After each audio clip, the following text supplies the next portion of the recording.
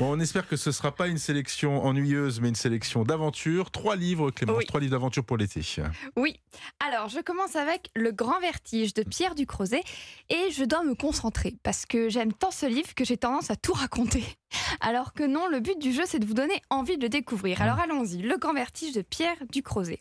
L'histoire, un certain Adam Tobias prend la tête d'une, je cite, Commission internationale sur le changement climatique pour un nouveau contrat naturel. Il va donc engager tout autour du globe des profils différents pour mener à bien sa mission.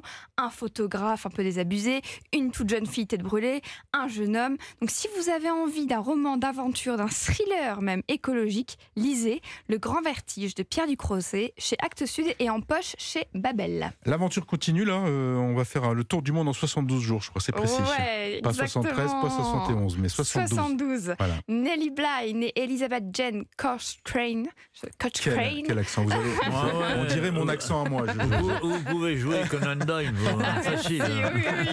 Avec monsieur Locke Holmes. Voilà.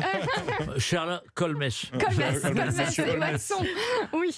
Alors Nellie est la pionnière du journalisme d'investigation. Elle est connue pour avoir notamment passé tout un séjour en asile psychiatrique pour femmes afin de dénoncer les pratiques subies.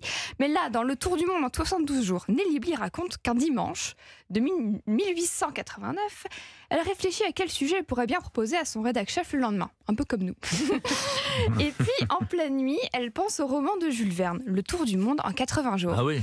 Et elle se dit, moi je vais le battre, Phileas Fogg, le protagoniste. Après plusieurs péripéties, vous lirez dans le livre, Joseph Pulitzer lui-même lui annonce que c'est bon, elle peut partir pour le journal le New York World. Et donc elle va aller en Europe, en Asie, va tomber amoureuse du Japon, va en profiter pour partager ses réflexions sur le monde et ses conditions de vie. Et puis elle va rencontrer le couple, monsieur et madame Jules Verne, qui lui souhaiteront bien du courage. Il n'y croit pas totalement. Hein. Et pour l'anecdote, elle est partie avec une robe, un manteau et un petit sac, ce qui me fiche des complexes, figurez-vous, parce que quand je pars pour ne serait-ce qu'un week-end, c'est avec une grosse valise. Bref, l'Amérique va suivre ses aventures et à son retour, le pays est en liesse totale. Nellie sera accueillie telle une star. Le tour du monde en 72 jours de Nellie Bly aux éditions Point. C'est très tentant. Pour terminer, vous avez décidé de jouer les Fayottes. Vous avez choisi un livre d'un journaliste bien de chez nous. Exactement. Et oui. Et vous savez quoi, Jean ? Non. Eh bien, j'assume. Je fais ma Vous Fayotte. n'avez pas beaucoup de choix, là. Mais c'est que j'ai aimé pour de vrai son livre. Moi, il est sorti l'an dernier chez La Teste. On peut faire les deux. On peut faire les deux. On peut aimer et failloter. Finalement, n'est-ce pas pareil ? L'admiration est une forme... Bref, on va s'arrêter là parce que j'allais dire quelque chose un peu plus cru. Nicolas Caro, un homme sans histoire. Histoire au pluriel de Nicolas Caro, donc romancier, essayiste et monsieur livre d'Europe 1. Dites, Jean, donnez-moi 2 bonnes nouvelles. Alors, une nouvelle, c'est qu'on est bien, là, on est tous ensemble, c'est plutôt chouette, et puis on passe un bon moment. Donc, mais moi, je vous avais demandé de dire autre chose. Moi, je vous avais demandé Alors, moi, j'avais noté, dites, c'est parce que je suis en votre compagnie, Clémence, et qu'elle est très agréable. Oh là là. Si je peux plus improviser, si on peut pas, je voulais un petit peu de flatterie, un peu de... Mais vous deviez dire ça et vous ne l'avez pas dit. Non, exactement. Ça, c'est pas beau, ça. Trahison de mon cœur, n'est-ce pas ?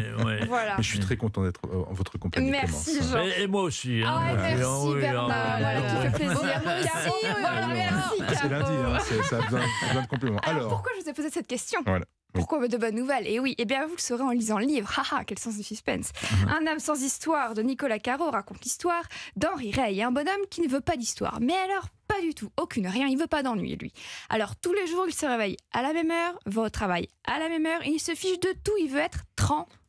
Tant et si bien que même lorsqu'il apprend que sa femme le trompe, il ne veut pas faire d'histoire. Ce n'est pas grave. Là, je suis pareil. Vous êtes en finalement. Elle écoute en ce moment, probablement. Je lui dis tout de suite, comme ça. Mais il travaille dans quoi ? Ah oui, alors dans une usine.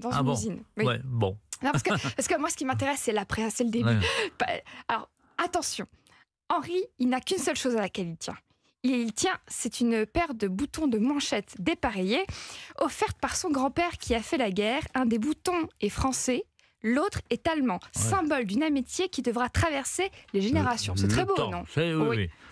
C'est ce que disait le général de Gaulle, c'est très beau. C'est très beau. Ouais. Et donc, ce qui va se passer avec ces boutons de manchette, parce qu'on le sent venir de loin, il va se passer un truc avec les boutons de manchette, c'est que eh bien, Henri Rey, il va se rendre compte que sa femme a offert à son amant ces fameux boutons de manchette. Et ça, c'est pas possible. Ah non, ça, c'est non. Il file donc les récupérer chez l'amant, mais sans faire exprès, il va le tuer.